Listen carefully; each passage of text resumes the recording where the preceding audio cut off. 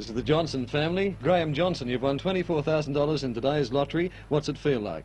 Very good, very good. I was in bed sick this morning when the bank manager come and told me all about it, and I don't feel too bad now. I might go and get full, I think, you know. Any plans of what you're going to do with the money? Get into a home, you know, move into a home and just, you know, I'm more pleased for me. The other two people that's in with me, they deserve it, you know, pretty bad. What are their names, Graham? Snow Rowan and Les Rowan. They're your Rowan and workmates, son. are they? No, I've known Les for 18 years and just good mates, you know, and they're out of work at the moment, but this might pep them up a bit, you know. And the celebrations are on tonight at 111 Dudley Road. My word, that's for sure. The roof will be rocking tonight, mate. The ticket was called Won't Shout. We've proved them wrong. They shouted me. That's right, yes.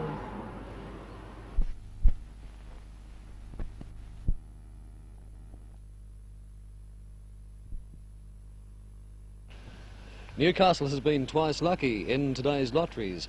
Your name? Ray Stumbles, 34 Raymond Terrace Road, East Maitland. Mr. Stumbles, you won the $12,000 lottery today. That's correct. And what was the name of your ticket? Trying Syndicate. And you are the loaner in this ticket? Yes, I'm the loan holder in the syndicate. Do you normally take tickets by yourself? No, I usually share them with someone, but this one wasn't bought on an off chance, one of those things you do on the spur of the moment type of thing. At Sellers shop in East Maitland. I understand that Sellers' shop has been very, very lucky in recent years regarding big wins in lotteries. Well, over the past 2 or 3 years, yes, they have. They've had a good run. Any idea what you might do with your big win? No, not just yet. I'll have to give it a bit of thought. Mr. Stumbles, congratulations. All right, thanks very much.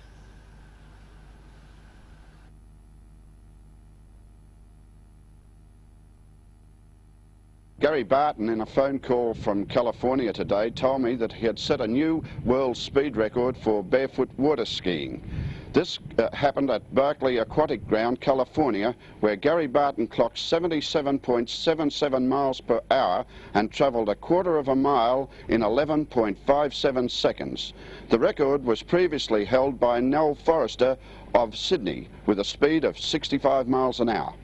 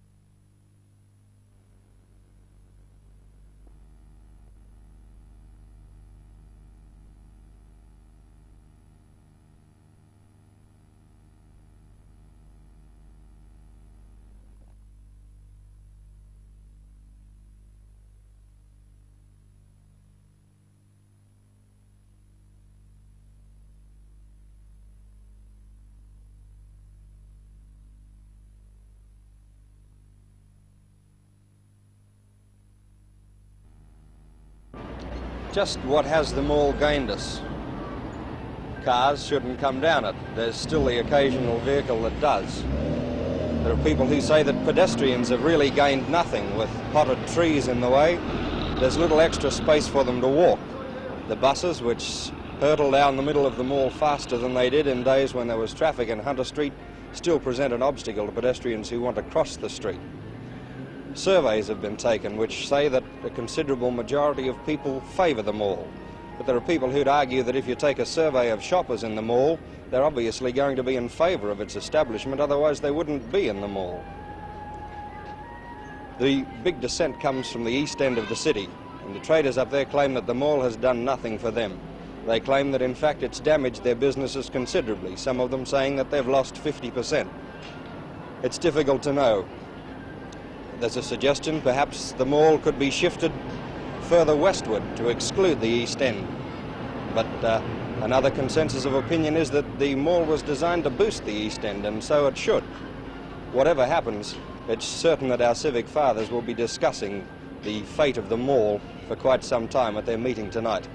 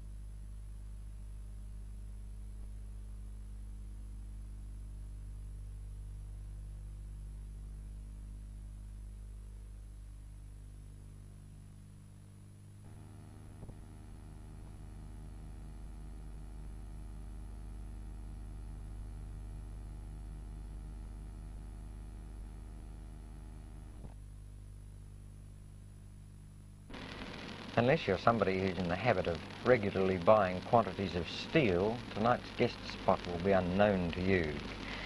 Our visitor tonight is Mr. Ron Brooke, who's the General Manager Marketing for BHP, a man whose job it is to sell Australia's steel throughout the country and perhaps throughout the world.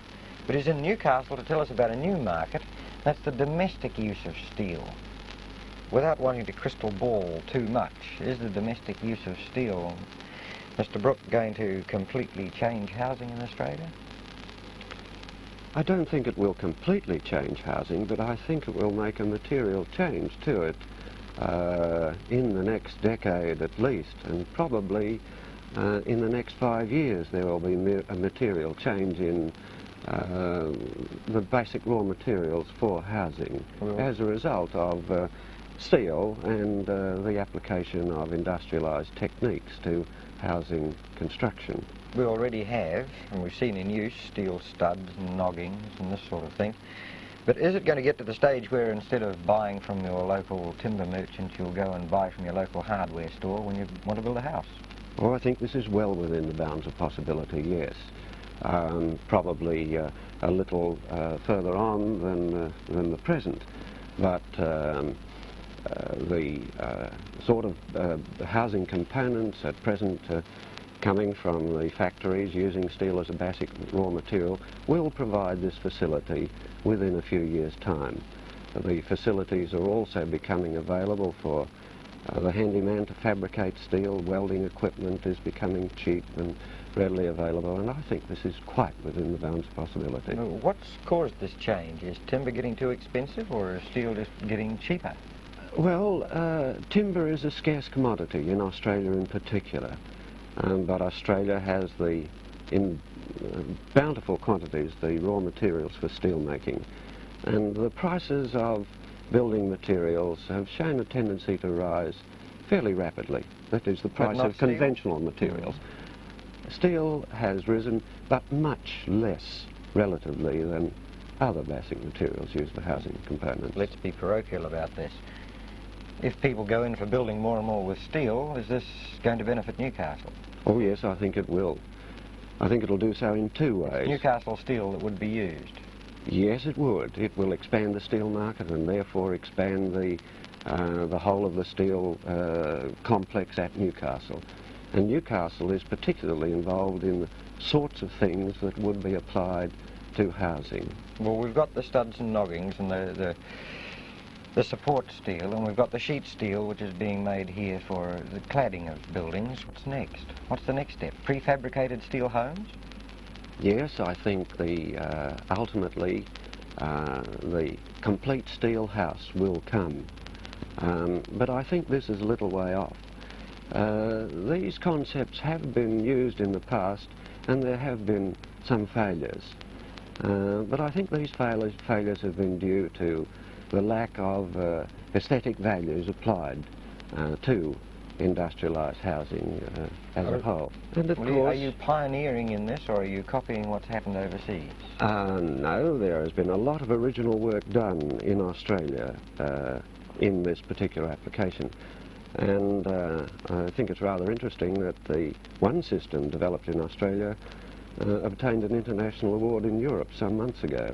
So I think this is a fair indication that there's some original work being done in Australia. We're certainly not behind other people in this development. Right.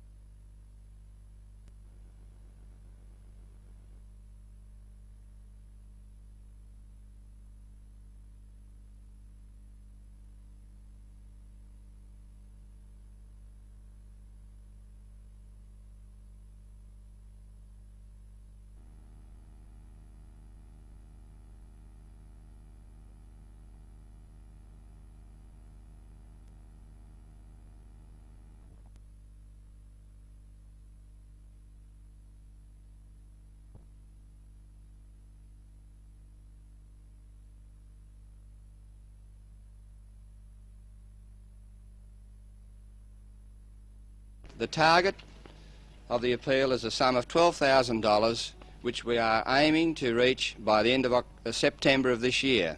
Now, it's just a little unfortunate that we have to launch our appeal in midwinter when we're, in some instances, experiencing sub-zero temperatures, and no one likes to think of swimming under these conditions. Everyone's thinking of football and basketball and so forth, but we're obliged to do this because we must reach our target by the end of September so that the detailed planning for the outfitting of the team and the arrangements for the touring team can be made in time for the team to be selected and sent on its way.